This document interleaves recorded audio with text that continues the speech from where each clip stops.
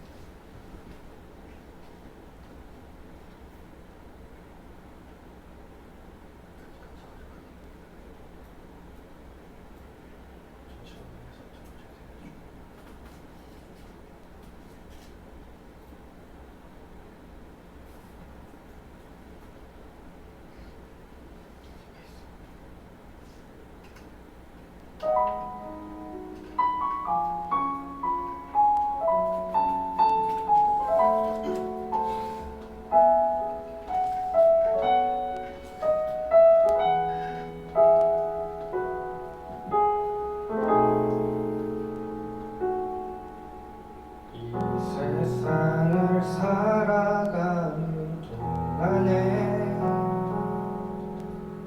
나의 힘을 의지할 수 없으니 기도하고 낙심하지 말 것을 주께서 참 소망이 되심이라. 주의 길을 걸어가는 동안에 세상에 것 의지할 수 없으니 감사하고 낙심하지 말 것을 주께서 참 기쁨이 되심이라.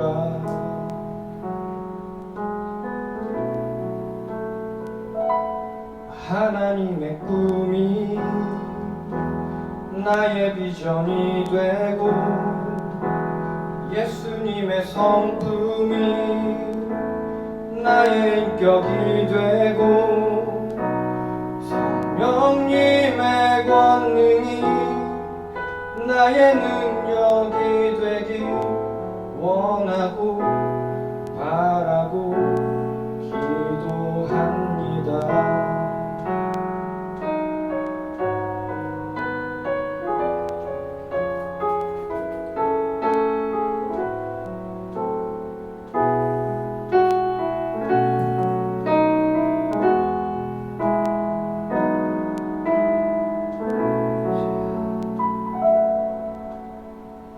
세상을 살아가는 동안에 나의 힘을 의지할 수 없으니 기도하고 낙심하지 말 것을 주께서 참 소망이 되심이라. 주의 길을 걸어가는 동안에 세상에 것 의지할 수 없으니 감사하고 낙심하지 말 것을 주께서 참 기쁨이 되심이라. 하나님의 꿈이 나의 비전이 되고 예수님의 성품이 나의 인격이 되고 성령님의 권능이 나의 능력이 되길 원하고 바라고 기도합니다.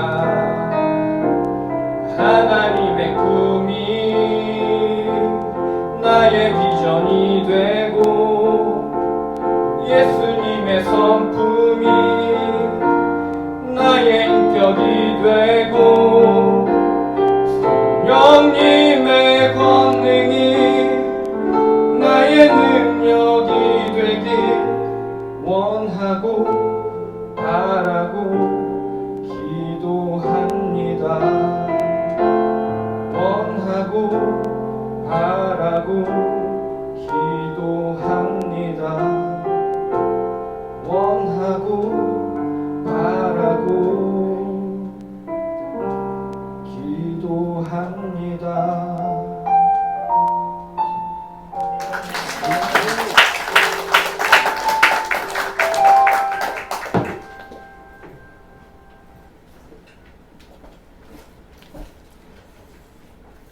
은혜가 되어지죠?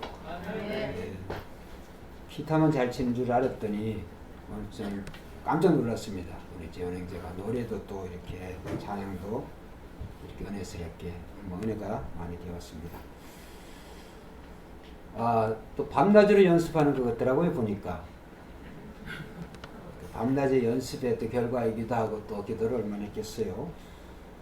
자, 우리 하나님 말씀 보도록 하겠습니다. 신명기 24장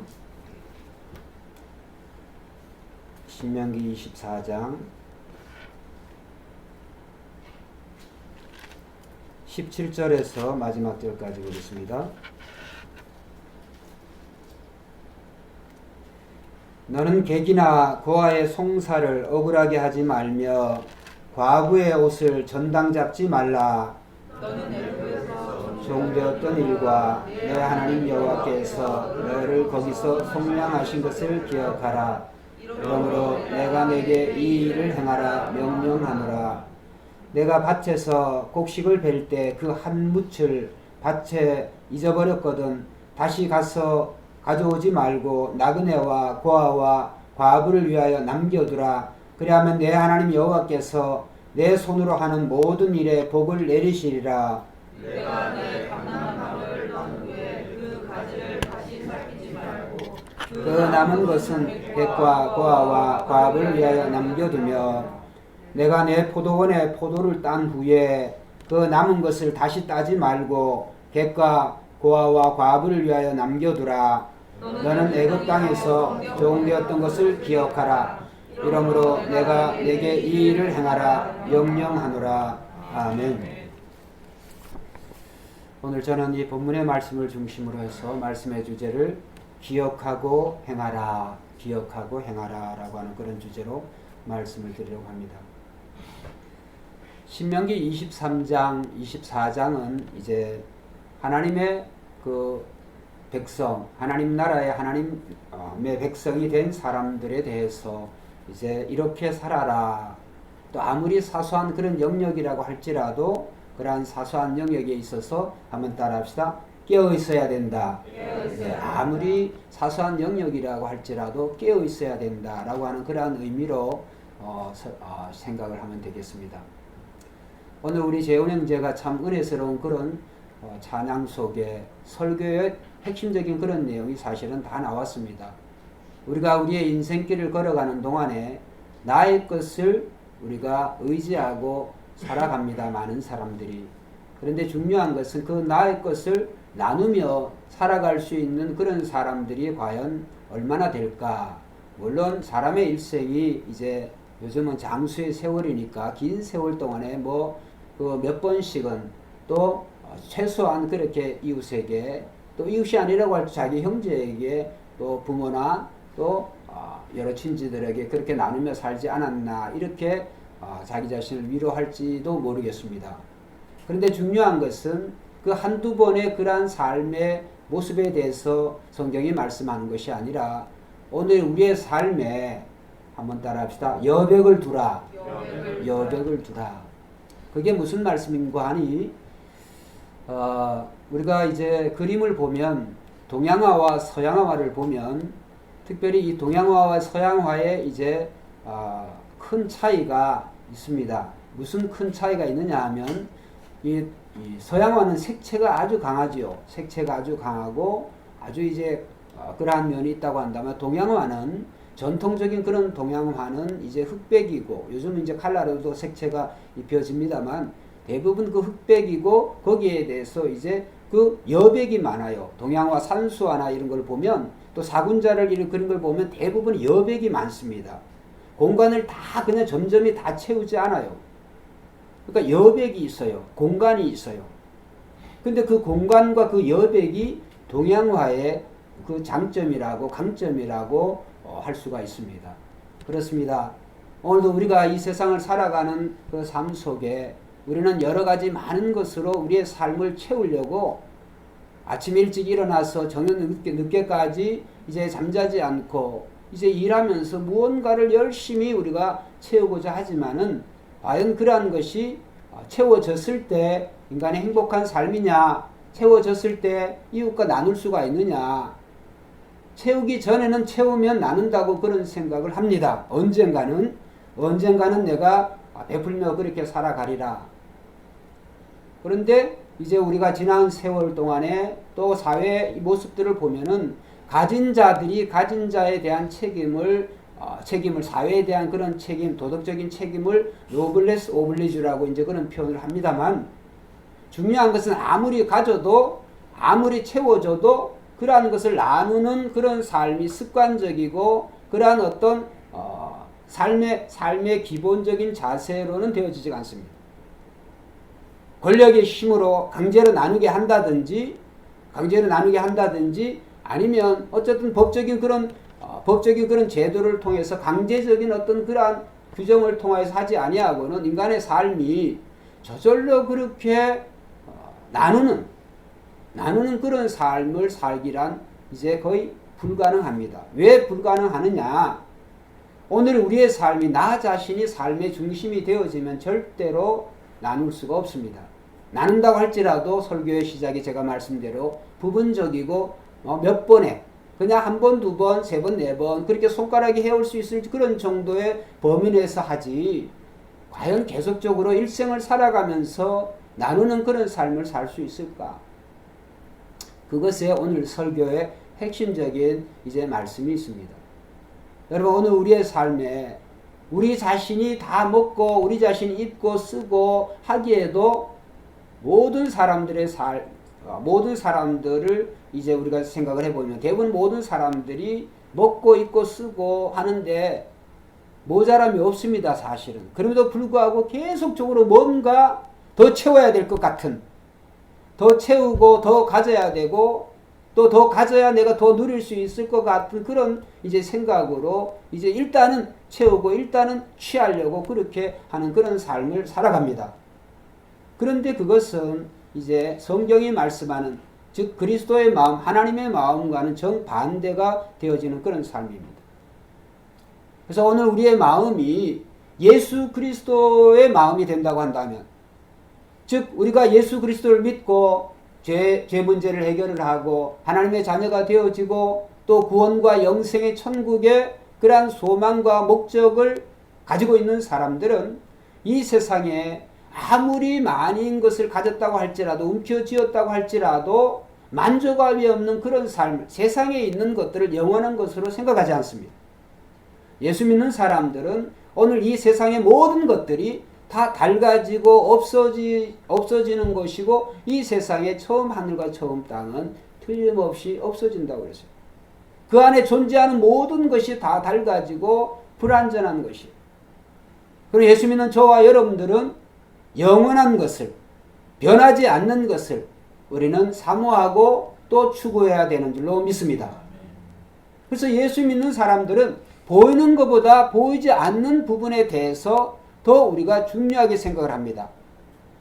예를 들어서 우리는 보이는 어떤 의복이나 어떤 집이나 자동차나 여러 가지 재산이 될 만한 그러한 것들보다는 오늘 우리의 마음이 부자가 되기를 원해야 돼요.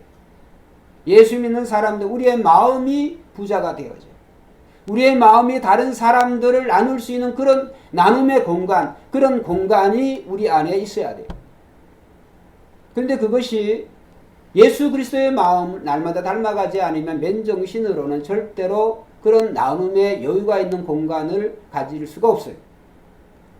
우리가 예수님의 마음을 본받을 때 예수님의 마음을 본받는다고 하는 것은 하나님의 말씀에 순종하는 삶인 줄로 믿습니다.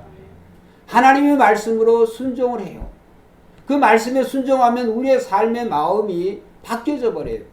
그리스도의 마음으로 성령 하나님이 우리의 마음에 계시기 때문에 그 성령 하나님의 마음이 오늘 우리의 마음과 같아지기 때문에 우리의 삶에 각박하게 자기 자신만을 위해서 먹고 채우고 또 자기 자신을 위해서 그렇게 취하려고 그런 삶을 배제합니다. 왜? 우리 안에 계신 성령님이 하나님을 사랑한다고 한다면 내 이웃을 내 몸과 같이 사랑하라고 이렇게 계속적으로 우리에게 강권하시기 때문에 결국 하나님을 사랑하고 즉 하나님을 믿는 사람들은 이웃과의 관계에서 우리가 어떻게 살아가느냐, 특별히 이웃과의 관계에서 우리는 서로 사랑하는, 사랑을 받지 못한다고 할지라도 사랑을 주는 그런 자가 되어져라. 그것이 주님이 우리에게 말씀하시는 거예요. 오늘 이 본문 말씀에는 세 종류의 세 부류의 그러한 사람들이 나오는데 객은 나그네죠. 이방인이죠. 객과 고아와 과부에 대해서 이제 말씀이 나옵니다. 그래서 이 나그네를 학대하지 말고 또 이 과부의 옷을 전당 잡지 말고 또 우리가 곡식을 이제 추수를 할 때 추수에 이 모든 곡식단을 다 거두지 말고 한 묻을 남겨두라. 그래서 제가 묻이라고 하는 말이 조금 생소해서 한번 국어사전을 찾아봤습니다. 한 묻이라고 하는 말이 뭘까? 우리가 손으로 한 줌 이렇게 하죠. 줌이라고 하는 그것도 재는 단위더라고. 한 줌의 흙 이렇게 얘기하죠. 한 줌. 이것을 10번을 한 줌이 아니라 10줌을 하면 한 묻이 되어져요. 생선으로 말하면 생선 10마리. 장작이나 채소를 말하면 한 묶음, 한 단. 그러니까 한 묻이 가난한 자의 양식이 되기 때문에 내가 추수밭에서 이 곡식을 거둘 때에도 다 거두지 말고 그 한 묻을 적어도 한 묻을 남겨두라. 그럼 한 묻만 남겨두라고 하는 그런 의미가 아니고 그 말씀은 뭐냐 하면 가난한 사람들이 밭을 가지도 못하고 특히 이방인들은 그할 초소가 자기의 정착된 그런 집이 없이 정말 어떻게 보면 일용직 노동자라고 할 수가 있죠. 외국인 일용직 노동자들. 돈가숙 서가숙 하고 있는 불쌍한 자들을 위해서 그들이 먹을 수 있도록 그들이 최소의 생계를 유지할 수 있도록 남겨두라는 거예요. 그리고 가난한 과부가 정말 자기의 옷을 전당을 잡혀서 잡힌 그 돈을 가지고 생계를 오늘 하루를 끼니를 해야 된다고 한다면 과부의 옷은 전당 잡지 말라는 거예요. 그러면 단순히 전당을 잡지 않는 것으로 그치는 것이 아니라 과부를 도와주라는 거예요. 그 옷을 저당 잡지 말고 도와주라. 그냥 도와주라. 그리고 감람나무 즉 올리브죠. 올리브 나무를 이 올리브를 딸 때에도 따고 나면 그 남은 가지를 다시 쳐다보고 뭐가 남았나 쳐다보지 말라는 거예요. 따면서 남겨두라는 거예요. 왜? 객과 고아와 과부를 위해서 가난한 이웃을 위해서 그들이 먹을 수 있도록 놔두라는 거예요. 포도 농사를 하고 포도를 딸 때에도 다 거두지 말고 남겨두라는 거예요. 왜 남겨둘까요? 가난한 이웃을 위해서 그들이 먹을 수 있도록. 저도 시골 출신입니다만 지금은 잘 기억이 잘 안 납니다만 그래도 어거지로 기억을 해보면 대부분 농사 짓는데 벼를 추수하든지 밭에 그런 밭 작물을 하든지 이렇게 이 곡식을 추수하는 보면 남은 게 없어요. 싸그리 그냥 아주 깨끗하게 합니다.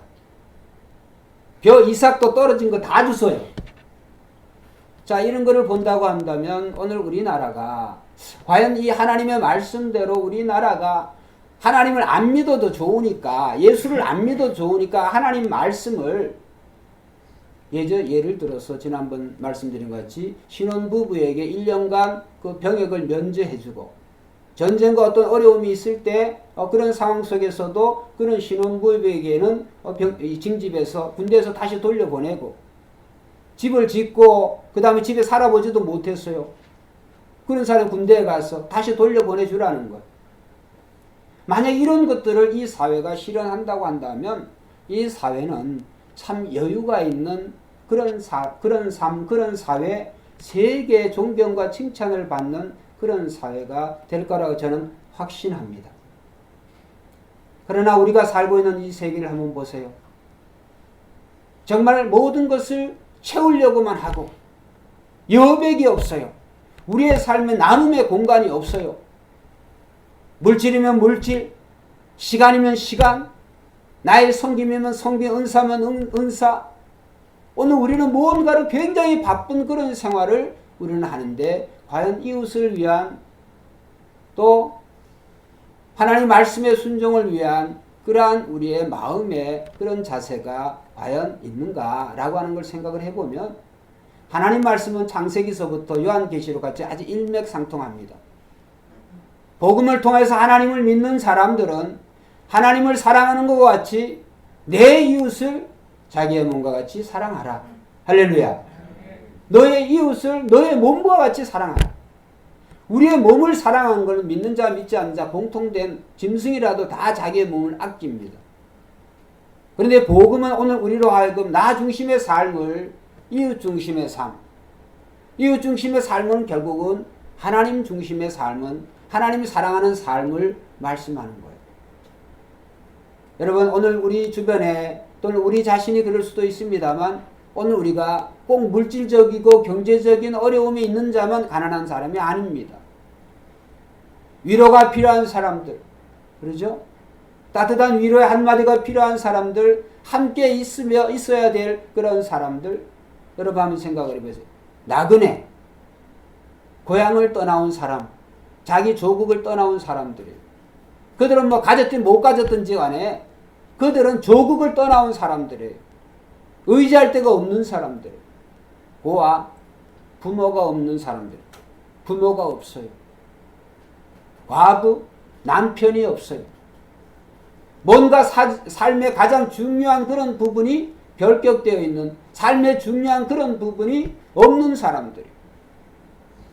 그런 사람들에 대해서 예수 믿는 저와 여러분들은 하나님 믿는 사람이라 합니다. 그런 사람을 위해서 삶의 공간을 물질이면 물질, 시간이면 시간, 오늘 우리가 그러한 것들을 또 재능이면 재능, 그러한 것들을 남겨두라는 거예요. 다 자기를 위해서 그냥 알뜰살뜰하게 다 쓰지 말고 여러분 얼마나 우리가 모아야 얼마나 자신을 채워야 나눌 수 있는 그런 삶이 될까요? 오늘 말씀이 그런 말씀이에요. 여러분 오늘 우리는 하나님 믿는 사람으로서 정말 세상의 사람들은 자기 중심으로 그렇게 살아가지만 또 하나님 안 믿는 사람들도 그런 자선이나 구제에 대해서 잘하는 분들은 잘해요. 그런데 몇 번을 했느냐 또 얼마나 했느냐 거기에 대해서 성경이 말씀하는 게 아니라 늘 그 마음이 나누는 사람, 이웃을 사랑하는 베푸는 자의 그런 자세로 살아가라 라고 하는 그런 말씀이에요. 여러분 십계명의 말씀, 그 십계명의 말씀이 하나님의 율법의 핵심적인 그런 말씀인데 십계명에 연속되는 계명이 뭐냐 하면 바로 이 내 이웃을 내 몸과 같이 사랑하라 하는 말씀. 자, 대표적인 말씀을 우리 한번 보겠습니다. 레위기 19장 33절 34절.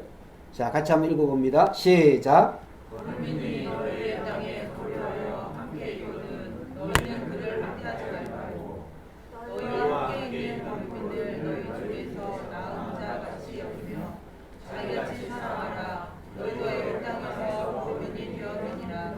나는 너희의 하나님 여호와니라. 거류민은 이방인을 얘기해요. 이스라엘 민족 속에 뭐 이저런 여러 가지 이유로서 함께 사는, 더불어 살아갈 수밖에 없는 그런 자들, 거류민 나그네를 산다. 근데 왜 그들을 돌보고 사랑해야 되느냐? 오늘 말씀에 딱 나오죠.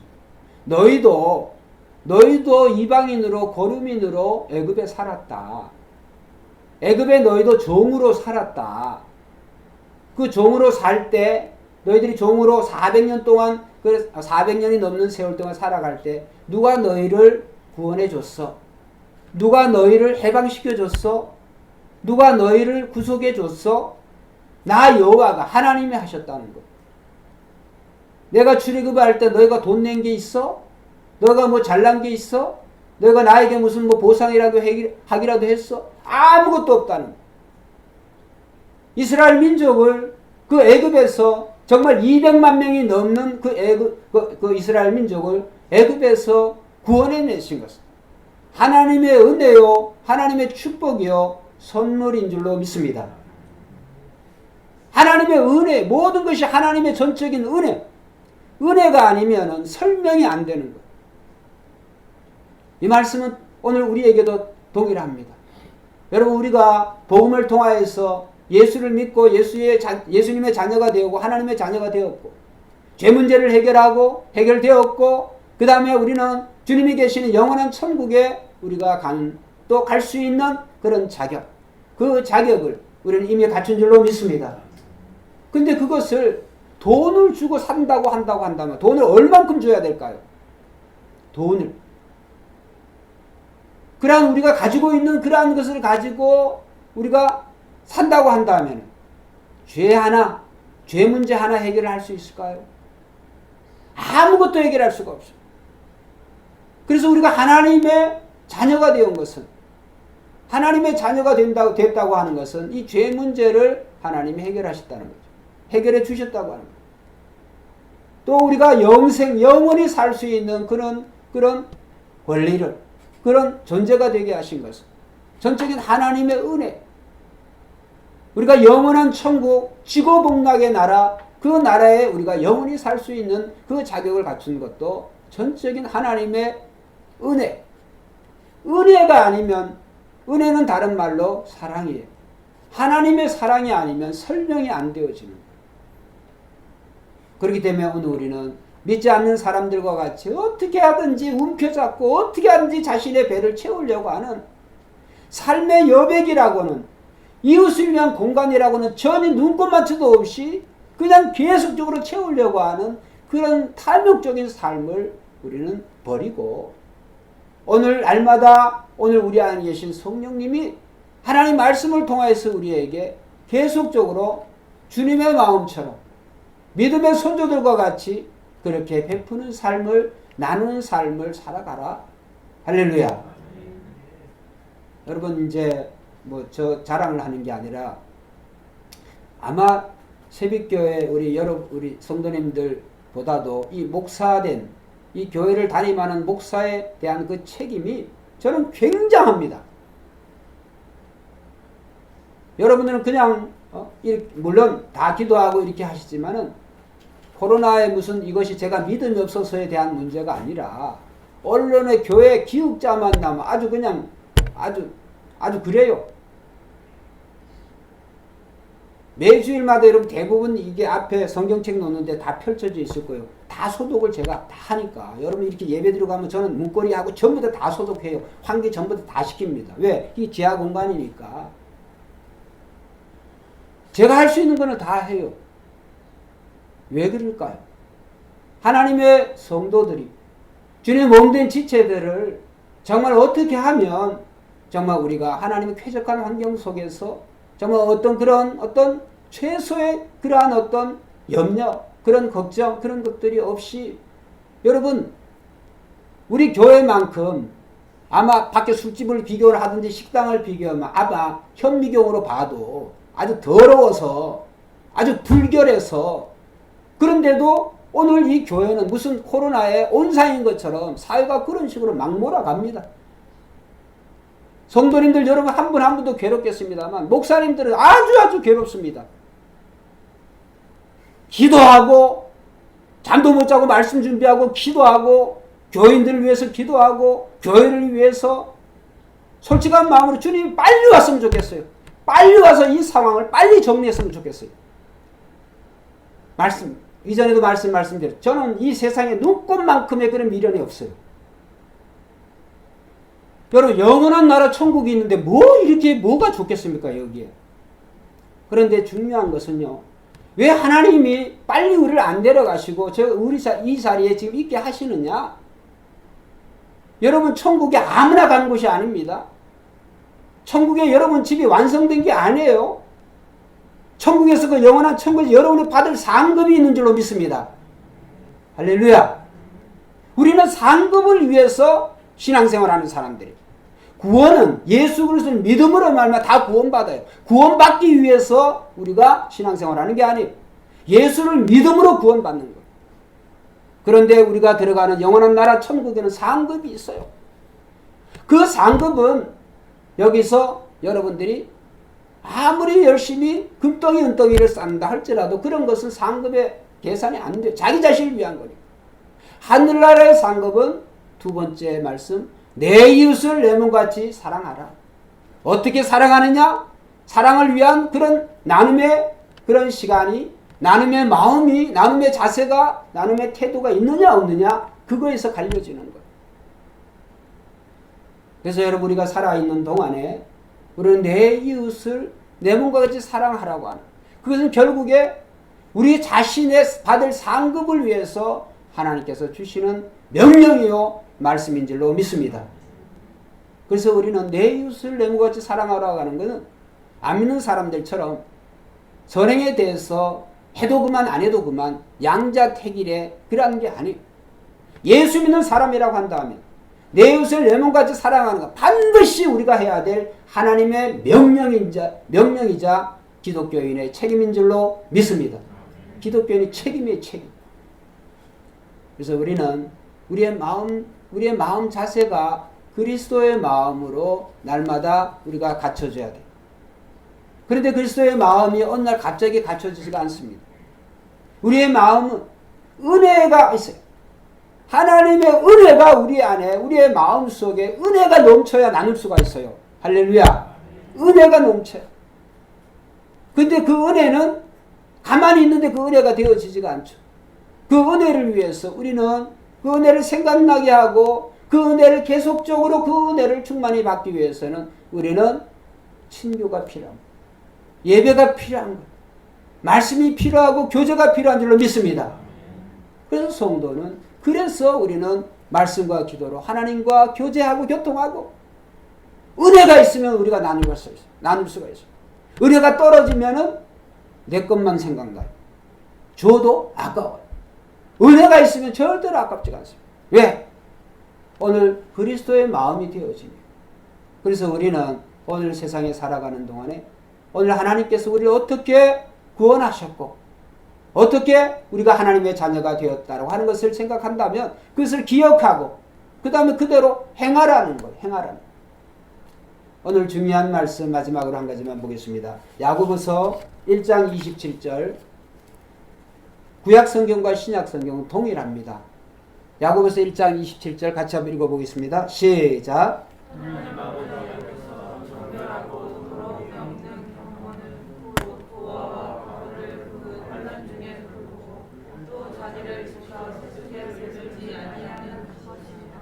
자, 여기에 보면 하나님 아버지 앞에서라고 하는 말씀이 중요해요.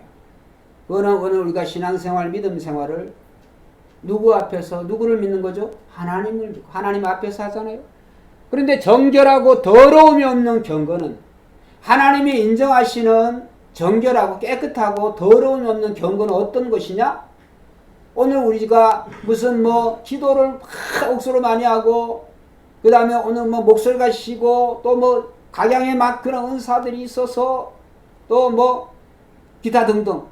교회 그냥 24시간 살고, 그런 게 아니에요. 하나님이 인정하시는 깨끗하고 정결하고 더러움이 없는 경건은 곧 고아와 과부를 그 환난 중에 돌보고, 할렐루야. 하나님이 인정하시는 그런 경건은 객과 고아와 과부, 즉 도움이 필요한 자들을, 그 자들을 돌보는 것이 참 경건이다. 그리고 또 자기를 지켜, 자기 자신을 지켜서 세상에, 즉 세속에, 세상의 그런 풍조에 물들지 아니하는 그것입니다. 여러분, 오늘 우리가 세상 속에 살아가면서 어떻게 세상에 영향을 안 받을 수가 있습니까? 그런데 하나님이 인정하시는 경건은 이 세상에서 자기 자신을 지키는 거라는 거예요. 근데 뭘로 지키겠어요? 맨정신으로 지켜질 것 같습니까? 가만히 있어도 온갖 세상적인 것으로 여러분들이 영향을 받게 되어 있어요. 그렇기 때문에 오늘 우리는 하나님의 말씀과 기도로, 은혜로, 말씀과 기도를 통해서 하나님의 그 은혜가 우리로 하여금 세상에서 그 물드는 그러한 강력한 세상 풍조를 능히 이길 힘을 주실 줄 믿습니다. 은혜, 하나님의 은혜가 가득 차면 세상에 부질없는 그런 것들의 삶의 우선순위를 두지 않습니다. 우리 자녀들, 젊은 사람, 우리 젊은 친구들 잘 들으세요. 여러분들이 공부를 많이 해서 여러분들이 무슨 연봉이 많아가지고 여러분의 삶이 나누는 그런 삶이 되는 게 아니에요. 지평수가 넓어져야 행복한 사람이 아니에요. 그거는 속이는 거예요. 외부적인 것을, 외부적인 그러한 것을 가지고 자기 자신의 가치를 평가받기를 원하는 그런 사람은 헛사는 거예요. 거짓하는 거예요. 하나님은 우리의 중심을 보시는 줄로 믿습니다. 하나님은 우리의 중심, 우리의 마음이 부자가 되기를 원하세요. 여러 가지 물질적으로 보이는 것을 가지고 자기 자신을 자랑하는 그런 사람들은 더 진짜 가난한 사람들. 지난 며칠에 제가 본 뉴스 보고 참 그렇지, 세상에 뭔 기대가 있나. 여러분, 람보기니라고 하는 그런 차를 여러분 아실런지 모르겠어요. 젊은 사람들 람보기니. 차 하나에 막 5억원, 6억원 막 이런 차죠. 근데 이 람보기니 그 딜러에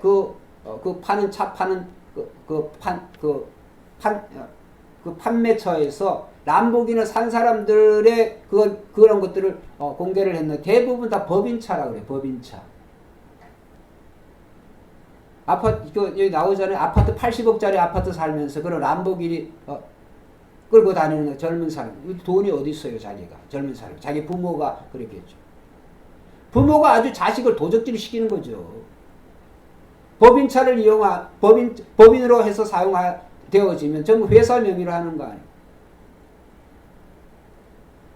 여러분, 그런 삶이, 그것도 자랑이라고 막 SNS에 막 올려가지고 결국은 가만히 있었으면 괜찮을 텐데 괜히 올려가지고 이제 세무조사 막 추적 들어가는 거죠. 불쌍한 삶 아니에요? 한국만 있는 게 아니에요. 아주 오래전에 저희가 로스앤젤레스 살 때 제가 일하면서 배고파서 그 점심시간에 맥도날드에 가가지고 점심 먹는데 희한한 차를 봤어요. 미국에는 소화전에 소화전 맞죠? 소화전. 이 물 나오는데 걸거리 가면 소방서에 소방차들이 물전에 소화전.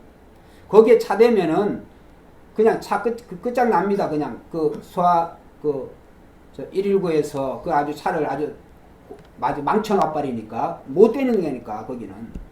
그런데 해필이면 제가 먹는 맥도날드 그 앞에 소화전이 있는데 거기에 람보기니를 대놨더라고. 람보기니. 파킹장이 있는데 왜 거기 대놨을까요? 자기 차 누가 손댈까봐 거기 대놓은 거예요. 그래서 제가 우습더라고. 아니, 람보기니 몰고 다니는 사람이 맥도날드를 들어와가지고 먹는 수준이 좀 안 맞는 것 같아요. 그런 생각이 좀 들었어요. 그래서 제가 제 마음속으로 저거 빨리 119가 와가지고 저거 안 끌고 가나? 저 안 부수나? 소화전에 대놨는데 그런 생각이, 조금 못된 생각이 들었어요. 참 그거는 불쌍한 겁니다. 불쌍한 거예요. 우리는 그런 식의 삶을 우리가 부러워해서도 안 되고, 우리 젊은 사람들은.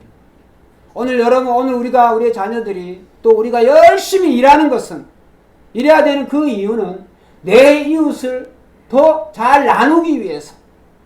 할렐루야. 더 나누기 위해서 더 열심히 공부해야 돼.